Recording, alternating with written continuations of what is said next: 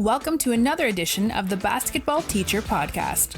Our mission is to bring you discussions on a wide array of topics in the coaching world to grow players on and off the court. You can connect with us on YouTube, Facebook, and Twitter, and also reach us directly through email at basketballteacherpodcast@gmail.com. Now, here's your host, Coach Mike Hernandez. Welcome back, everyone. Thank you guys so much for joining us here for another episode, wherever in the world you're listening to us from, whatever platform you're listening to us on.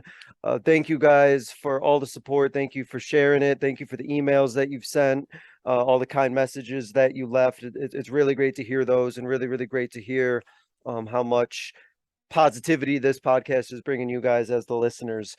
And something that I get consistently asked about topics related to having a discipline program, having a program that has high standards, commitments to excellence, and achieves not only on the court basketball success, but also achieves all that character building and all the things that go into creating great student athletes. And so that is what we're going to be discussing here today. The topic about running a discipline program and what that term discipline means, how that discipline is kind of structured in terms of practices and things that are run on the court. And also, I'm sure, get into some things a little bit off the court in terms of what a discipline program and what discipline players look like when those players are taken on an off the court setting. So I think this is going to be a great one. I know we got a lot of listeners out there who are first-time coaches or maybe trying to rebuild and trying to, right the ship on some programs. So I think this one you're going to get a lot out of, and I know I'm going to get some stuff out of it too. So really looking forward to getting into it. I'm very happy to be joined by the Carver High School girls varsity basketball coach. Coach Eugene Lawton is joining us today. Coach, how you doing? I'm good. I appreciate you for having me on. Yeah, this is going to be a lot of fun, Coach. And you are... I know, as we just talked about before we started recording, that you're starting this new gig here, and I know that your basketball journey and your coaching journey has taken you a lot of different places, and you've had a lot of different stops along the way. So let's go ahead and start there, Coach. Where's the game taking you? Where's your kind of coaching journey taking you that's led you to Carver? Oh man, well, it's so funny because everything has happened in such like a short period of time, and I mean that.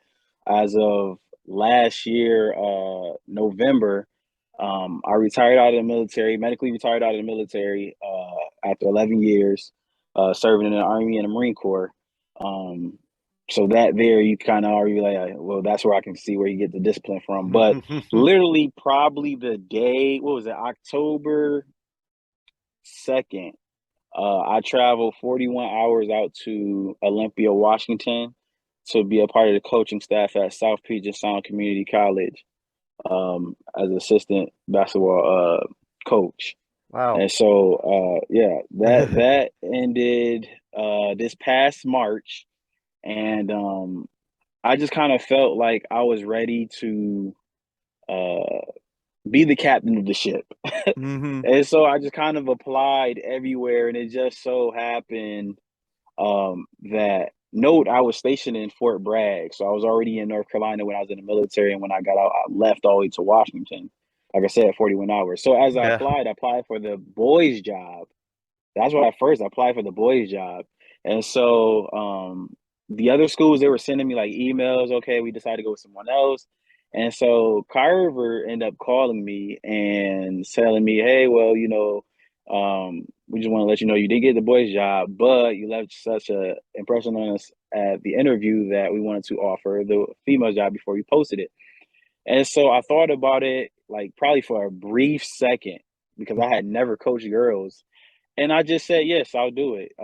I knew it was going to be a challenge, but the thing about it was that I wanted to go, and what I kept hearing from like my mentors and close coaching friends was you want to go somewhere that, that wants you, a school that chooses you.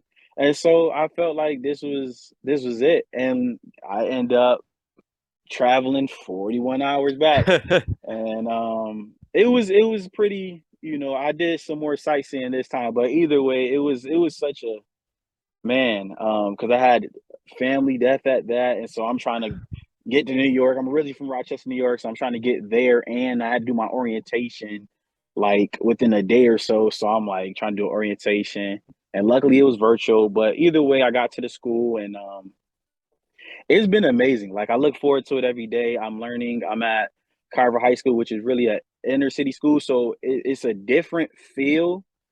And yeah, I mean, so far, like I said, it's been great. It's been a learning experience. I mean, that is quite the journey and quite the travel to go kind of from position to position. And you are coming into this new spot with a kind of a completely different spot, coming from Washington, coming from the community college world, and now you're going to North Carolina, coaching this girls program. So I was curious about what do you think you're going to be taking from that past experience or previous past experiences that you've had, and how are you looking to apply them at Carver? Well, from my past experiences, I think what I've learned from that is preparation. I mean, I've always kind of known that preparation is important, but I think being at the college level, uh, I mean, preparation has been Hmm. like key because he focuses on like the details of the preparation, and that's a part of success. So I always wanted to like coming to Carver. I just wanted to make sure that that's going to be a big thing, and that plays a part in the whole discipline factor.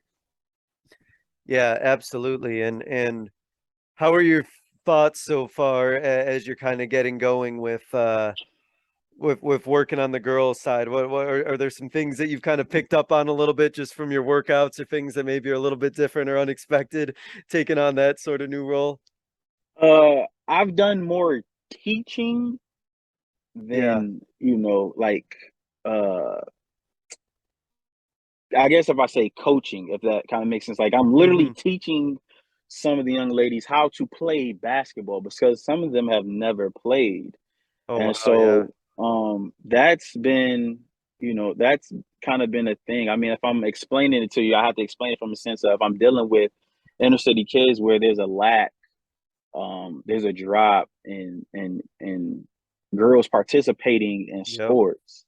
Yes. So, I'm literally in the school, and so are the teachers within the school. Like, hey, coach, I'm gonna help you. Whatever we're gonna ask, they're asking girls and bring girls to me, and then I'm doing the same thing.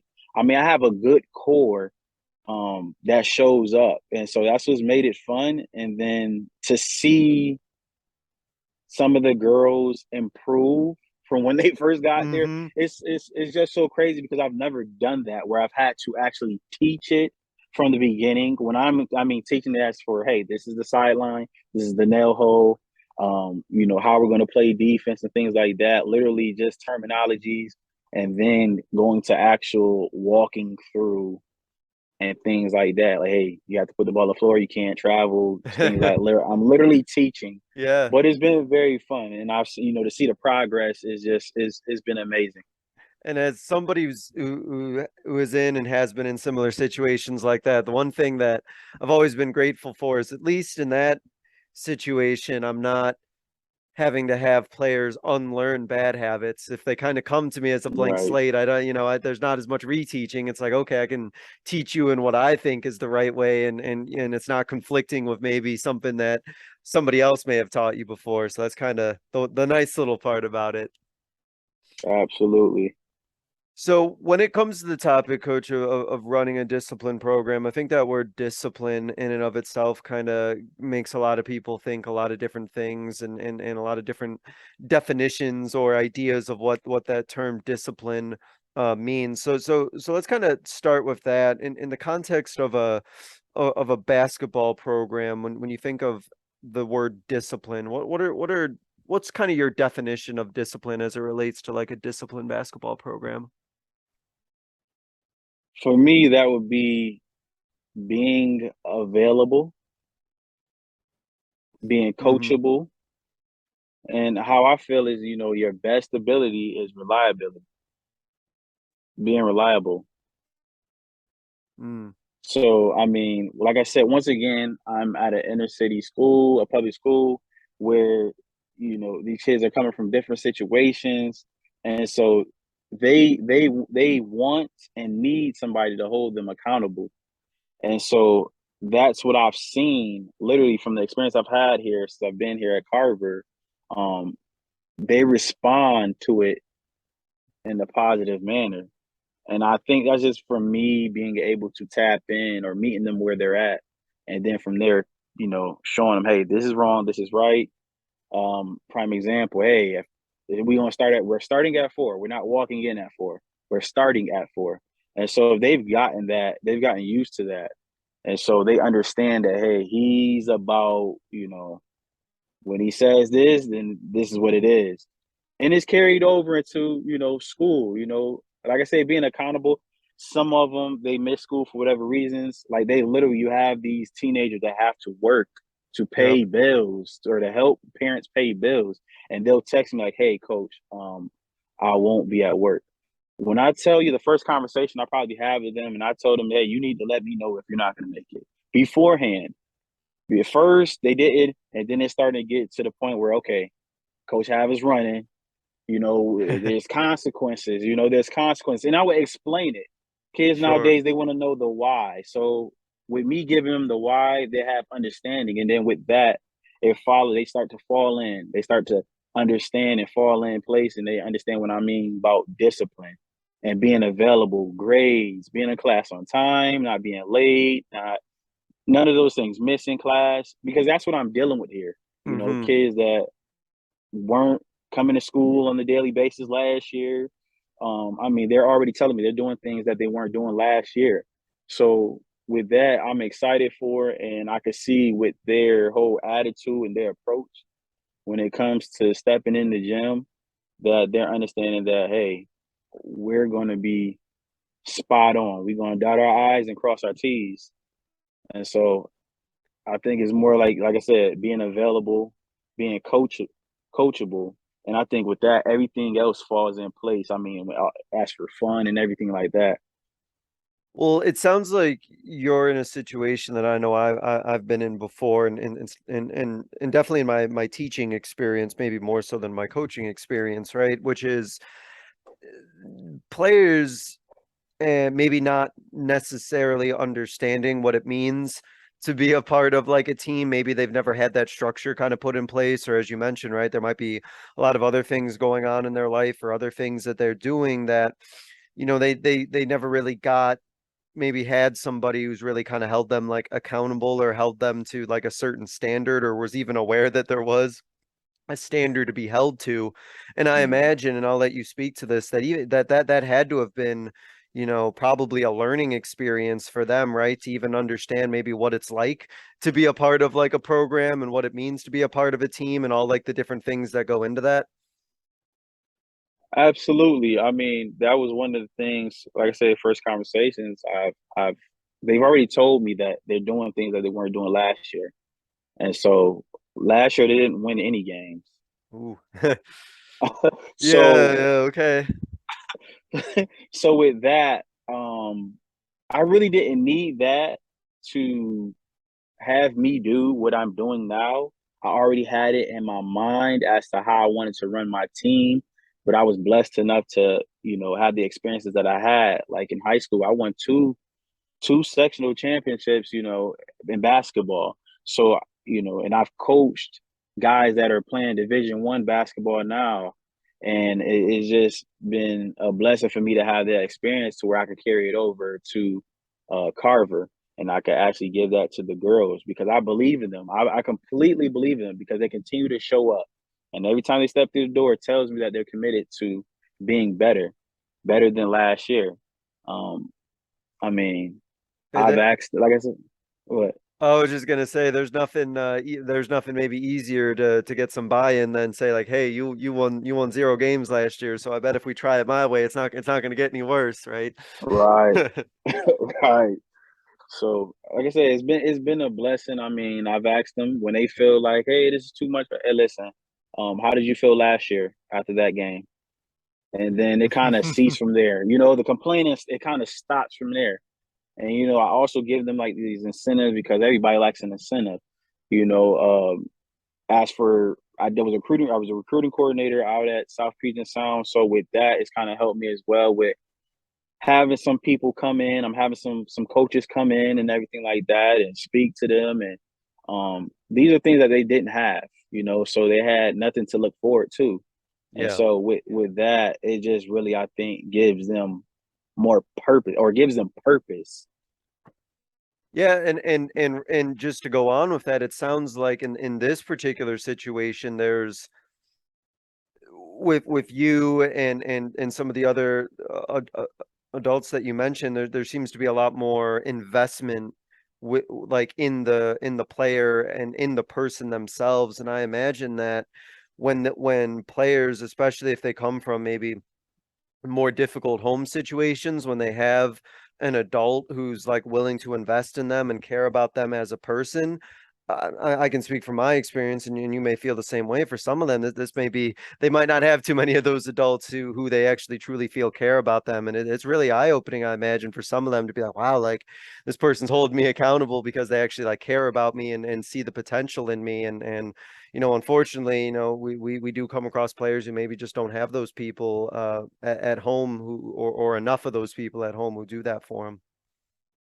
Absolutely. And I feel like even with that, it plays into um the way that the program has gone, because Carver has a very rich tradition, rich history with their girls team.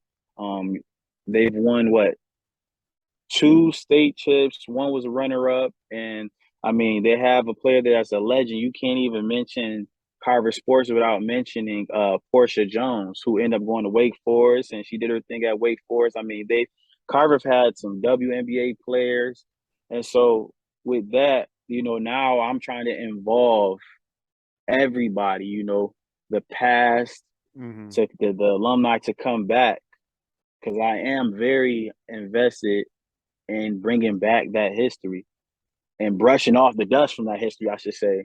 And so I think with that, once they see that, then everybody will be bought into it, not just the players, but everyone within the community. And therefore, when they see that, I think the players will respond even more to it, and it'll bring more players or more people or more females to the game here at Carver. It sounds like you're in a position, coach, where you're like waking up a sleeping giant over there. I'm trying. Literally, I ask everybody in the area when I see anybody. I say, "Hey, did you attend Carver?" It just so happened when I got here, I was at a hotel and they were serving breakfast. I'm at this breakfast, but it was like a lounge that someone owned, and so I'm eating there. I see they're showing a PowerPoint, and I see the lady that's on the PowerPoint. She's sitting in here. This is the morning time. This is right before I have to go to the Hmm. school. So I go over. I introduce myself. She says, "Yes, I attended Carver. I was alumni at Carver." I say it must have been meant for us to meet. And so we just got to talking and, getting people to come back. And she said she'd be back. She had to donate to the school, to the team. And it's just been, I've had those experiences since I've been in Carver and been in Winston-Salem, where I've run into some people that I felt it was just meant for us to meet. And so I just truly am blessed, and I understand that this is where I'm supposed to be. And I have so much excitement and faith that Carver will be back where it was before, um, years before. So I think Yeah. the last year was like 2010. They actually won a championship. So I look forward to changing that this coming season. Yeah, no, that's awesome. It sounds like the support is there, and it sounds like the people are wanting to get invested, right? They're wanting to invest, and they're kind of like, oh, like can we like is it good to like get back and get interested Right. again? And you're out there in the community, like, hey, like we're coming back, sort of thing. So that's great, and it's gonna be great that they're gonna see probably a team that is gonna look a lot different, or be like, wow, like that look at the way this team conducts themselves and the way this team carries themselves, and I think that's gonna be really great. And as we know, coach, one of the things that is really important for players is the structure and the practices being purposeful, the practices being disciplined, the practices being done in a way that, you know, everything has a purpose and a procedure. And as you mentioned, right, that why, and the players kind of know like why something is happening or why you're working on a certain thing in practice. So what are kind of your thoughts and ideas about on what a structured, disciplined practice should look like or is going to look like this year for you at Carver? Well, I could say this from jump. I learned from being at the college level as for having an actual timeline of Mm-hmm. practice and how practice will go. I mean, from the time you walk in the gym, like once again, like I said, if we start at 4, then 4 we should be stretching. Yep. I should see people, tying shoes and things like that. And with that, it's not just I guess if I'm thinking of how I used to have practice, more this time I would be more detail oriented as for, hey, if we don't get this right, we'll do this until I might have to scrap the timeline, but we're gonna get this thing right because it'll be that one thing in the game that we didn't get right that may cost us. And so I rather go through the details, do it the right way, however many times it may take before we move on to something else. So I'm all about details, and that also comes from the being in the military. I mean, when I was in the Marine Corps, it was, oh man, you wear your uniform, you couldn't have little strings on it. They call them IPs, Irish pendants. You would have to burn them off, and you would have a uniform inspection. I mean, you had to be clean to a T. Don't get a strand or you fail. So I'm that type of person. It just kind of stuck with me where details, details, details. So it's all about it. And the players, they understand it. They already understand it because we have already done that in workouts where, I mean, we are just going over and over. And I know they're like, this is so repetitive. But that's me in practice. Well, I think That's me that in practice. one of the messages, right, of that is like, you know, you can't just kind of like settle or you can't just think of like something as like being good enough or like overcoming when that, you know, adversity hits. And I think that that's always a challenge for players sometimes when, you know, if they don't get something right and you know get frustrated or maybe don't have that perseverance right away. And it sounds like this kind of like builds up their perseverance and maybe a little bit of their mental toughness by, you know, getting back out there, doing it correctly and doing it right. And not just, you know, giving into frustration or something like that. Absolutely. I'm glad you mentioned that about mental toughness and adversity.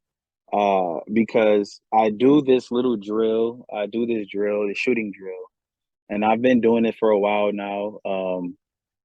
Where basically you take you're shooting. I mean, you can shoot mid ranges or you can shoot threes. It doesn't matter. Mm-hmm. But it's you have to make 5. You're at the corner, the wing, top of the key. It's almost like around the world. You go all the way around, but you have to make 5 in order to move to the next one. So let's think about that as in the sense of I don't know too many people that's gonna make 5 in a row. It may happen at one spot, but more likely you'll probably miss more than you make. Therefore, if you think about kids today, they get frustrated easily when they see themselves not, when they don't see the ball going to the hoop. And so therefore, it's me. But I'm always at the same time, I'm sitting there pumping them up. Hey, I only need one.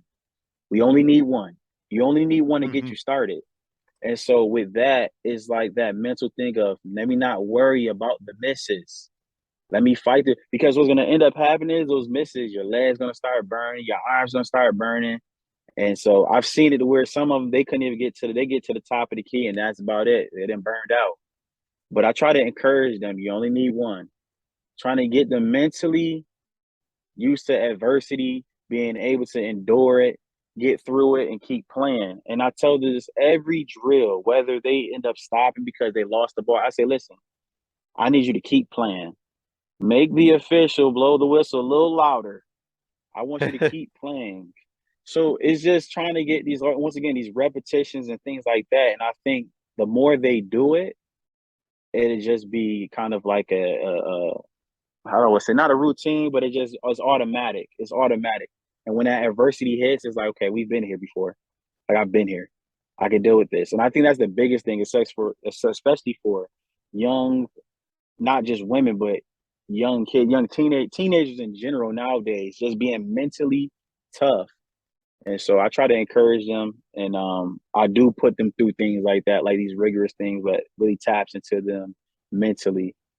So that is definitely one of.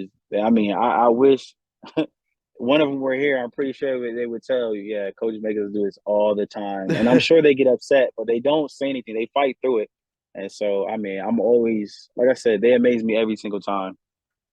Well, that mental toughness, as we kind of talked about, I think it comes down to for the way that players are kind of taught to embrace like failure, embrace the fact that they're going to struggle, and know that like that struggle is where the growth comes in, and understanding that like you're gonna fail, you're gonna get frustrated, you're gonna struggle a little bit, but that's kind of part of the process. And I imagine that must be really important for your program when you think about its recent history, and maybe when your program maybe in previous years got to adversity, they kind of folded, or they kind of gave up because they've just kind of gotten used to not being successful, or not maybe being pushed to be, mentally tough or mentally strong. And I think that mindset change, it sounds like, is gonna let them, not give up, and understand that, things are gonna be a little bit different, or hopefully a lot different this year. Right.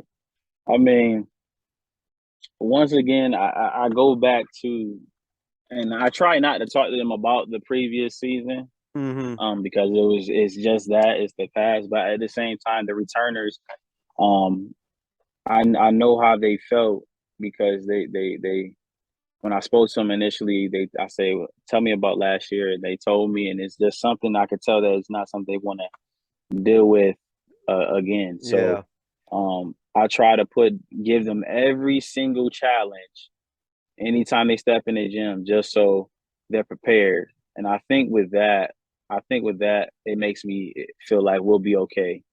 Because all I ask from them, I usually ask them, hey, listen, just give me effort. Like, I know they're probably not going to finish that, but if they don't give in and they keep pushing through, it gives me the utmost faith that we'll be okay this coming season. Like, and it's one step at a time. I told them the first step we got to do is get one win. Let's just get one win. That's That's it. how So, that's always the one, right? You got to start with right, something. Yeah, build that confidence and see that first one go, and then it's like, oh, you got kind of used to it. Like, let's keep doing that right, sort of thing. No, right. that's awesome.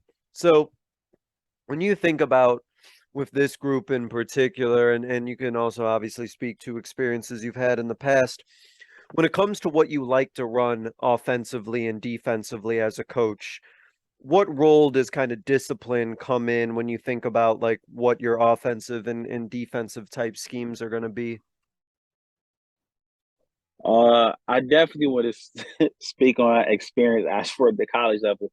Sure. Communication. Yeah. Communication was such a huge thing. Like, I didn't really recognize. Like, I knew it was, for me as an athlete, it was automatic. I was gonna talk. I love the game so much that was just natural to me. But it was such a fight to get the kids to communicate, to get these guys to communicate. And so I preach that. I mean, we practicing it in the workouts. I mean, you've been to women's games and you hear blah blah blah. That's all you hear. And so I tell them, I want you to be annoying. We are the Carver Yellow Jackets. So if you're thinking about like a B or anything, Uh-huh. I tell them, I want you to be annoying. That so with that, just I think they like it. They, of course, they think it's funny and things like that. But it's just the part to get them to open up. Just open your mouth. Just do that for me. And then I get to telling them about communication, help side. Hey, you can see this from back here. I need you to be able to know things when you see it coming, when you see it happening. You see somebody running to the nail hole. Let somebody know somebody's there. So communication is like the biggest thing. And with where I'm at, we're 1A. So I mean, for most part, from what I've seen, it's been mostly they've played mostly zone. So I guess from that sense, it's kind of made it a little easier. Mm-hmm. Um, but I mean, I'm all about pushing things sideline to baseline. And I've been preaching that since day one with them, you know. And so we've been focusing on that. Like I said, it's been really I have to go with them with steps because for the most part, most of them have never played. And so I just been trying to key on closing out, communication. That's number one. They know that's number one because I know these kids be talking all through the halls because I also work in the school, so I can hear them all throughout the halls. So there should be no reason why I shouldn't be hearing y'all in here in the gym. And I tell them that every single time, and all of a sudden the volume gets a little louder, gets a little louder. But definitely communication is the biggest thing for me when it comes to what we're running in defense. And more than likely, it will be more likely running the zone due to the fact I don't have many girls that has played, and so I'm still kind of weaving it out where people are best at, whether it be zone or man defense. Um, but yeah, that's where we at when it comes to our defensive scheme, as in our what I see as that priority when it comes to defense, communication, and I think any coach will probably attest to that. Yeah, it sounds like the big thing, right, is, and you talked about just kind of like those defensive principles and staying disciplined to those. It sounds like to me is what's really most important to you this year, as opposed to maybe getting like too deep into schemes and things when you have players who are just kind of learning the game, like staying true to like just discipline on keying in on some of those defensive principles that you mentioned, or is what's most important for this immediate future. Yes, absolutely. And on the offensive end, are you trying to keep things simple on that end as well? Yes, I think I mean, and we've gone through offensive things versus zone, and we've went through some things versus man. Well, really, I wouldn't say some things. We've had a play for zone. We've had a play for man. I think everybody knows about the simple play for zone. There's no trick to it. It's overload. Um, I think that's probably been the most simplest thing I can give to them as of right now. And then once I see what we've done or we can do from that against other teams, um, then I think I'll be able to add things. But I don't want to overload them Yeah, yeah. with all these different things that I've done or can do. Because like you said, like I've said, they're most of them are just not learning. I have one that I know she's a special player already. I mean, she's a special player. She's a freshman. She played Oh, on CP3's travel team, so she can play. It's just a matter of getting everybody else. If I get everybody to play their role, we'll be fine. We'll be fine. and I think that's sometimes a challenge that coaches can face, right? When they come into a new program, they take over and they got, a lot of basketball knowledge that they come with, a lot of offensive and defensive knowledge, and then they're really big on X's and O's. They got a whole bunch of stuff for everything. And then sometimes to have to realize and take a step back and realize, oh, our players aren't ready for that, right? And try to make sure that they're confident and really successful and on a certain few things and get those done well before like you try to implement any more. And I think that with what you're trying to do, it sounds like it's gonna, even if they're just keying in on a few specific things that's going to work on building their confidence level up, right, when they see themselves kind of being successful and seeing success just within those certain few things that they're able to do well. Absolutely. Because I have most of them. I can be honest. They haven't played on a team. And so I've literally probably convinced most of them that I have to play. And so it's like that whole confidence thing has been, it's been coming. It'll go here, and then it'll come back. We'll be in practice. Um, I have one of the girls, they're doing a drill, they're making it, then they're not making it, so now they're down. They get frustrated, but it's most of the ones that haven't played before. I say, hey, it takes time. It takes time. Anything worth having takes time. And so I think that they've heard that before. I think most people have heard that before. So therefore, they understand that part of it or the saying. And so they just continue to chip away at it. Like I say, they keep showing up every day, keep showing me their commitment. And so that's the part that I try to go off of. I don't have like these super duper athletes, and so but I do have some committed ones. And what I've seen from the girls' game is that they're going to give you that effort. And so Mm-hmm. I think that's like the most exciting part. Like versus, I could tell you honestly from the guys, or watching the guys to compare it to the girls. The girl is definitely going to have the effort. They're going to put out probably more effort than the guys will. The guys we're trying to look good and things like that. No, the girls are out there just out there running around, even their heads not on the shoulders. They're going to be diving on the floor, and so that's what I'm very excited about. I'm very excited about that, and it seems like it's approaching fast. Yeah, it's I've coached girls for, oh man, about 10 years now in total, and it's it's really interesting some of the groups that I've had in compared to some of the things that I see with even boys. And this is just generalization from my experience, but something I've always thought was really cool in my experience of coaching girls and is how quickly I feel like they kind of come together and how quickly they're willing to work for each other and be teammates and come together and kind of a lack of ego sometimes when it's compared to the boys game and with you having a lot of players who maybe you're kind of recruiting or haven't brought to you, has it been a pretty easy transition to get the players like together and to get to know each other and kind of work together? How's that process been? It's actually been surprisingly good. Like Mm-hmm. I said, I never coached girls before, so I was thinking more like, oh man, this is gonna be a lot of attitude. It's gonna be a lot of attitude going on, but it hasn't been any of that. And me, I'm the type of person that's like, I'm nipping that in the bud quickly. So Yeah. I've kind of been careful with who I've allowed to, I guess, join the team or even try out. Really, I can't even say try because I really haven't had them. I've just had workouts. It's more like a who's interested in playing or have an open gym, and so those that come through, I kind of just sit there, I observe, and then I kind of speak with them at the end. And I've been lucky enough not to have those attitudes, but I'm sure it's coming. I'm pretty sure it's coming. So maybe I shouldn't get my hopes up too high.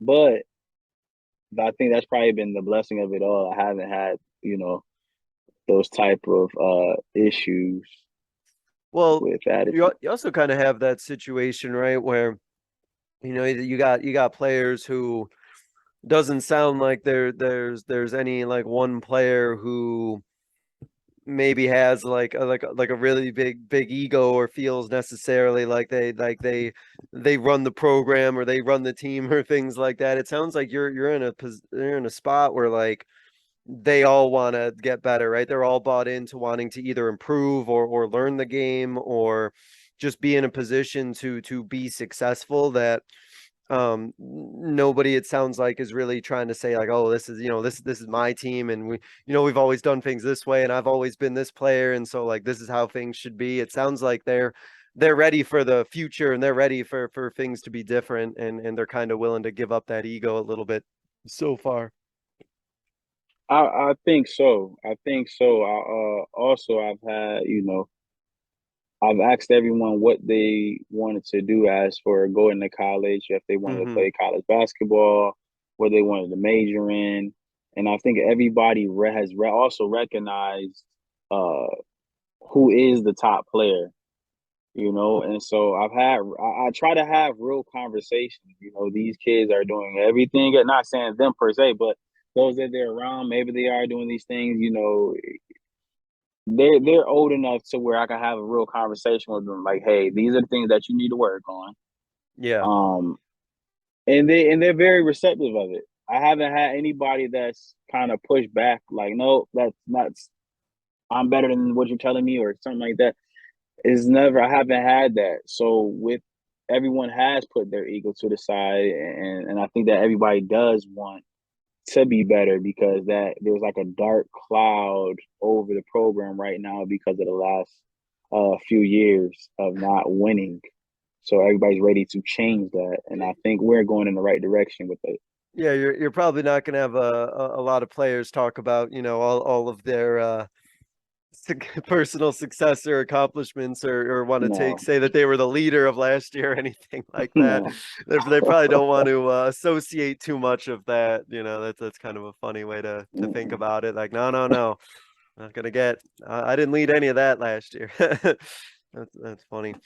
Um, so what do you talked about in the beginning and gave a little bit of background about Carver and a little bit about the area and about some of the student population and some of the um challenges and situations that some of your players in the student population finds themselves in. So what do you kind of feel, or what is kind of your hope for your team to be able to accomplish off the court as they start to learn how to be more disciplined? Like, what are some things that you're really hoping they're going to accomplish, or what are some things that you've noticed in past spots that you've been at that players can do off the court when they're well disciplined? Time management. Mm, Um, Man, I think it's obviously different from college to going to high school. sure. College, I was at their apartments. Hey, like I remember coach like, hey, I need you to go to the apartment. It had been like midnight. I need you to make sure they're in the rooms. So it was like one of those things. I can't be just popping up at people's houses like now. Like, hey, I didn't know if Yeah, your kid is in the room.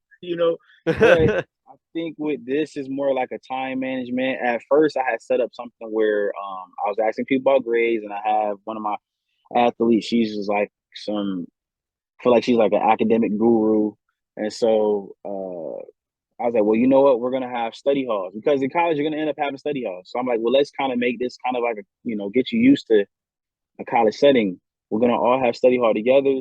It'll be about an hour. It'll probably be the same day we do film or whatnot, and we'll help each other. Hmm. Those that are stronger in this to help, and it kind of bring also camaraderie and stuff like that. Um, team bonding, things like that. That'd be one way to do it. And so that was like my thing of not only that, but I had some that were struggling with academics. And so I haven't even started that because the season hasn't started. Yeah. So it's just been more of I'm on them now, and they're always like, "Coach, I'm on it. I'm doing this. I'm doing that." And I don't. It's hard. It's not hard to put it because such a short time, and these girls have given me so much um hope and excitement with how they Hmm. are now. As for I could have just been this mean guy, or they could have just shut down and like, nope, I don't want to play for him. But they haven't done that. They've been very receptive, and they text me, hey coach, I'm gonna probably be going to this class, so I won't be making it to the workout. And there's nothing I'm gonna say no to. I'm not, they're trying to better themselves academically. And like I always say, your best ability is your availability. So you can't play if you're not available, or you can't play if you don't have good grades. You can't be available, and therefore you're not reliable. So that's been I think the biggest thing with off the court was that most of my girls are really, not most, but some of them are working to work on their GPAs. It's weird here. I'm still learning about the whole academic, about the eligibility here. For Okay. you know freshmen freshmen are all eligible. Like regardless, they're all eligible. But if you are a 10th grader or a higher upperclassman, if you didn't have good grades or not, that was up to par to play in the second semester of last year, then you can't play. And it's kind of, it's just something, it's a little confusing to me, but I'm still learning it. That's a little You different know, for me too. So yeah, I got the basis of it, but it's still a thing in progress. And then they've created some new way of putting their information into a system, um like their physicals and things like that is different. I remember you just take a physical, you turn it in, you're good to go. Now is you have to do these certain things, and it was all because of whatever some other place had done. But either way, I'm still learning it. But the biggest, just to go back to topic, the biggest thing was my girls are actually putting in the time off the court to make sure that grades are good, knowing that the season is in November. But they're doing it now so they don't have to worry about, when it comes time for the season, they already have a routine. And Mm, plus we'll have the study hall. And so I feel like that's where the discipline has started to come to the forefront, with them being accountable, texting me, hey coach, I want to be at practice, coach, I'm gonna be at this class, things like that. yeah. And I think that, that's probably really, really helpful. And I think that one thing that is really good about that is I'm sure the teachers are really appreciative and everything too when they see that, the players are looking at themselves as like student athletes and, just going back to the discipline part, right? That they're focusing on the student part of that student athlete and understanding that comes first and understanding how, that's got to get taken care of and that part of their future's got to be done and those habits got to be built. And that's another great way to kind of build some, school culture and some buy-in from the staff when they know that, oh man, like these players are about their academics, their coach cares about their academics. Like that's huge. Yeah. I mean, I already have it where I got, the teachers are already, I was being pulled every which way last Friday. Teachers are like, hey, I have this girl. Hey, I have one of your team, your players in here. She's this, she's that. And so, nothing bad, but it's kind of been like, it was definitely completely different when I first got there. Yeah. A lot of people didn't know, hey, I was a coach. And then ever since, there's some of them they'll peek in the door when we had the workouts. And after that, it's kind of spread like a wildfire. And they got to the point where, hey, I'm gonna look for other girls for you. I'm like, oh, okay, thank you. So Yeah, it's because crazy. Like once that word gets out, once like, people start to know what you're about and everything like that, it all just sort of snowballs. And then it's like, oh, okay, like, yeah, like this is the real deal here. Like I care about this stuff, as a coach, and this is the stuff that our program emphasizes. And as I'm sure right, once the other staff members, once people start seeing that, they're like, okay, like this is something serious here. Like we're really building something just beyond basketball at that point. absolutely, like I plan on taking the girls. This is also a big thing for me is that I show them that there's more out there because a lot of them haven't been outside of Mm, this city of Winston-Salem. A lot of them haven't been out of the state. So they think that this is it. yeah, They don't know. And so I'll be taking them to a college practice soon, actually next month. awesome. So I mean, between North Carolina State, Wake Forest, Winston-Salem State, I've already got the green light to take them to one of the practices. So they'll be able to see something different. There's more if they decide to further their education and or take up basketball in college. This is what it could be like. Not just from a D1 scene, but really any school for that matter, because they have never experienced it. For some So of them, I'm sure just getting out of like their neighborhood is going to be like a whole different experience for some of them. absolutely, absolutely, and I think that's what the excitement is. The buzz is too. I think they like that incentive of being able to be seen, being able to see other things. And so, I mean, if I could speak on it, they don't have any travel gear right now. I'm working on that. They didn't have it last year. They didn't have any bags last year. And for me, it caught me off guard because, um, you usually see a team, you usually see them in their gear, bags. I mean, I went to the Washington State tournament and everybody has bags. I mean, raincoats, stuff like that. In I mean, Washington, yeah. so that was that. I mean, even when I started out in New York, we had travel gear, we had bags, warm ups, and so these are the things that I'm working on. These are the things that they didn't have, and so now we have bags, and that alone had them excited. So once again, these things that they haven't been exposed to but seen from others, now that they're having that chance, I think has given them a whole like new life and energy, excitement, excuse me. Yeah, I So mean, they can see that they're part of something like big and different and like something special, right? Like they put in the work yes, and it's not just like just something that they do, but it's like something that like when they carry that bag, right? Like everyone knows like, oh, like they do basketball, and like what that means, what that stands for. Yes. And so I look forward to the time of, matter of fact, I Mm-hmm. think our first game is November 18th. So they've been asking me, hey, Coach, when we gonna get our bags? When we gonna get our bags? And so I've been trying to hold off. I think I can still hold off another month or so, but I've been trying to hold off. I know they're gonna be really excited. I'm excited to see their faces. It's crazy to say that because you would think that's a thing that just every school would have. So, but for them, it's going to be a big thing. So, I'm just happy that I've been able, and the athletic department's been able to make that happen for them. Yeah, and man, their faces are gonna light up once they see those. They're gonna be Yes, like, oh man, like this coach wasn't lying. He actually is gonna he actually is gonna have these sort of things for us. Yeah, that's really cool. And that's really yeah. exciting, coach. That's awesome. Um, I wanted to ask about as we start to wrap up here in the next 10 minutes or so, I did want to ask about what advice or what would you potentially tell a coach who might be coming into a situation kind of like yours is, right? Where they need discipline and they're trying to get the program on the right ship. If you were talking to a coach right now, maybe somebody who's never coached before and they find themselves in that situation, what sort of advice would you tell them, or what would be like maybe the number one thing you would tell that person they would need to do to kind of set the program on the right track? Uh, First off, run the marathon. You know, Mm, it's not going to be 100-meter dash. It's going to be a marathon, and in that marathon, there's going to be definitely some obstacles. So just be prepared. Um, be firm in what you believe.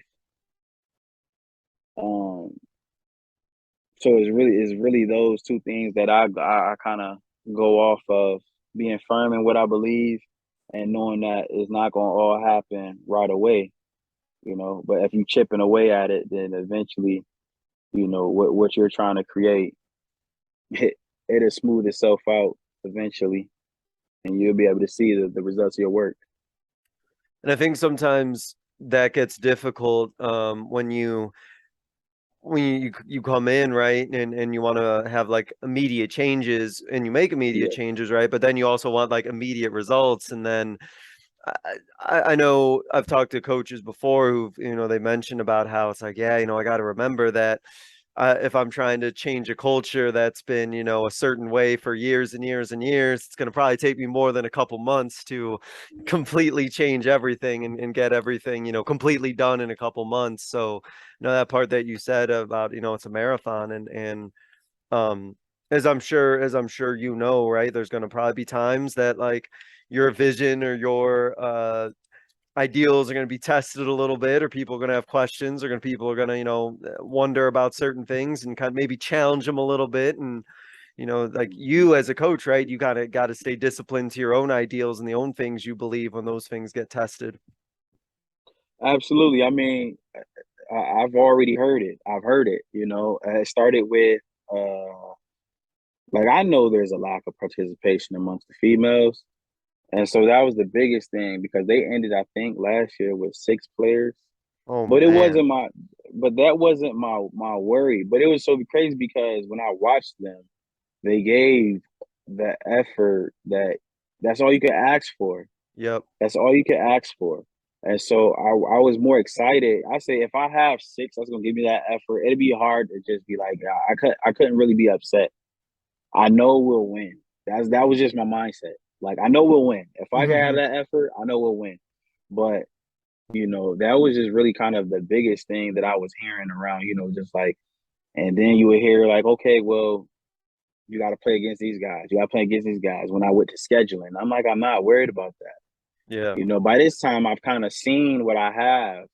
And so I'm excited about that. I know what I'm capable of doing. And I know with that, I can get them to where they need to be, to where we could actually be competitive and actually get some wins.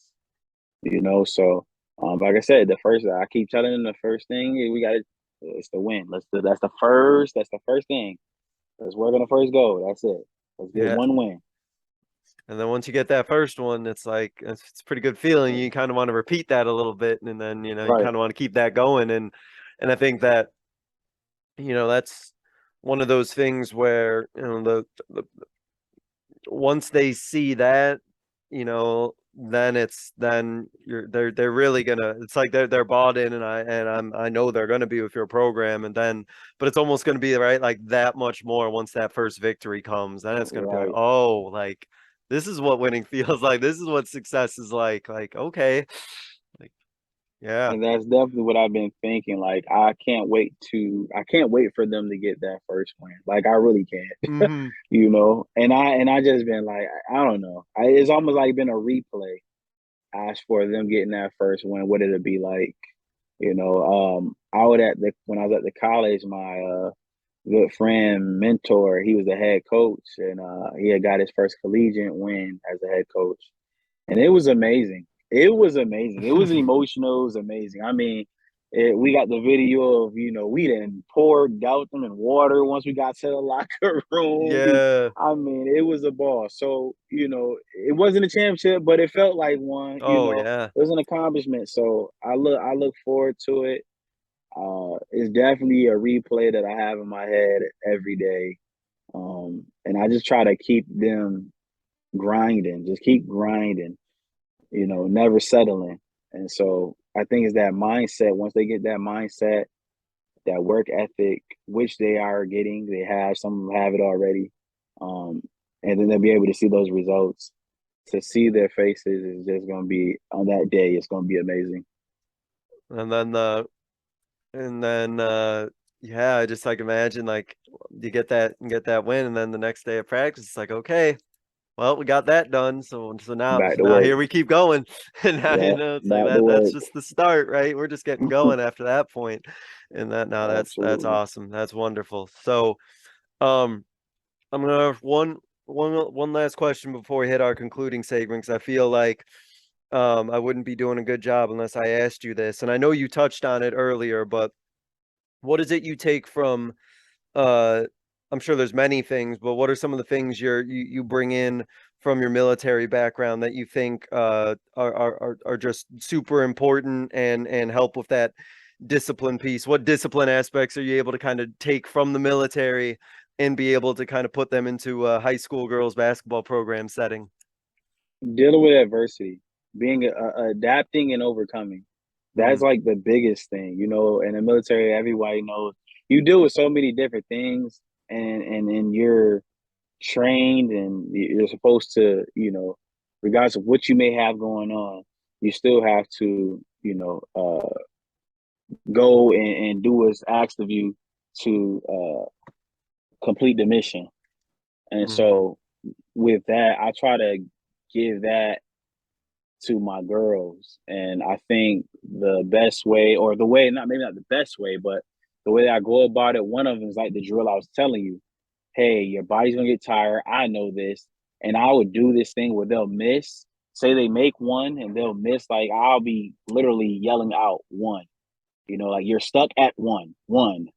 And so it's like I know it's draining because like I know I'm at one. Why he keep yelling this out? But then I also come back with, hey, I only need one. You only need one to get you started. yeah, And you know, you never know how streaky a person could be. You don't know, maybe they get start. You know, you just need one. That's it. We only need one to win the game. That's it. You only need one to get started. So with that, I think once they see it go in after that, and they get on a roll, that gets them through that little adversity right there. And now you move on to the next one. You move to the mm, next spot. You move to the next spot. So with that, I think getting through adversity is the biggest thing. Being able to adapt, mentally tough, you know. So that's the definitely the biggest thing, because not only can they use that on the court, but they can use it off the court. And I try to explain that to them too with my own story or whatnot. And I just try to tell them, hey, use this in life, because life is not going to be easy. As long as you live, you're going to get knocked down. yeah. No, yeah, no, that's excellent. Appreciate you sharing that. Coach, to wrap up, there's a couple questions I ask every guest. So I'm gonna go ahead and start here with this first one. Thinking back on your coaching career, what is a moment from your coaching career that you think others listening would be able to learn from? Oh man. Sometimes it's hard. Sometimes there's so many too that you got There to go is. through, right? There is. They want to keep. I guess. Let me think. Well, dealing with parents. Dealing with parents, you have to be able to have tough skin. You have to be able to be tactful. So Yeah. I think dealing with parents would be that one. Yeah, it's kind of like no two players are the same, right? Like no two parents are either. So that's kind of like its whole other like situation, right? Like you got try to build relationships and all the things you do with players, and then it's like then the parents come, and then it's like okay, kind of the same type of process, but at the same time a lot different because you're talking to an adult. Right. So that can get challenging for sure. Awesome. So to wrap up, Coach, I give every guest what I call like a 60-second soapbox, though you can go longer than 60 seconds. I won't time you. It's your platform to kind of get out like a final thought, kind of like a closing message, or just kind of a final idea that you want to go ahead and leave the listeners with. You can kind of take it any direction that you want. So I'm just going to kind of give you the floor for that, and I'm just going to kind of let you take it from here, whichever way or whatever direction you want to go. Okay. First, I want to shout out back home, Rochester, New York. That's the first thing. But I want to key on what I came into when I got to Carver High School. I had never been in the school full time like I am now. It was usually in the capacity of just being the coach, so I would just show up, after school. But seeing, and dealing with the kids that are attending Carver, there's some bright minds that just need some direction, and I know that's across the board, across the country, when it comes to public schools or inner city schools with those kids. And I just hope that everybody is actually investing and at least trying to reach one, teach one, reach one, do whatever you can to help these kids. And I know it's tough for educators because we're thinking about 15, 16, 17, 18-year-old kids that have known one way for years, and you're trying to teach them the right way or a better way within 4 years. So for me, I've always felt like, well, I've not always felt, but I just learned that I kind of feel that it's like you're almost like quote unquote disciples trying to save souls. And so, I feel like with that, I've been blessed, and I know that I'm meant to be here because we have a great leadership over at Carver High School, starting with Dr. Maxwell. And so, that's about it. Go Yellow Jackets.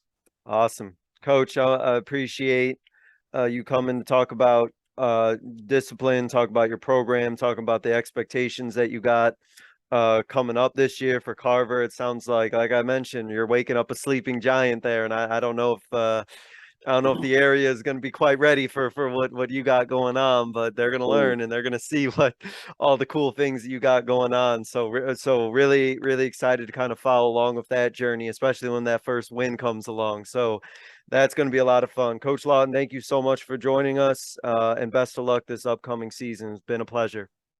Thank you. Thank you all for listening. This was another edition of the Basketball Teacher Podcast, and we will see you guys. Thank you for listening to another edition of the Basketball Teacher Podcast. Make sure to connect with us on YouTube, Facebook, and Twitter, or reach us directly through email at basketballteacherpodcast@gmail.com. Take care, be safe, and we'll see you next time.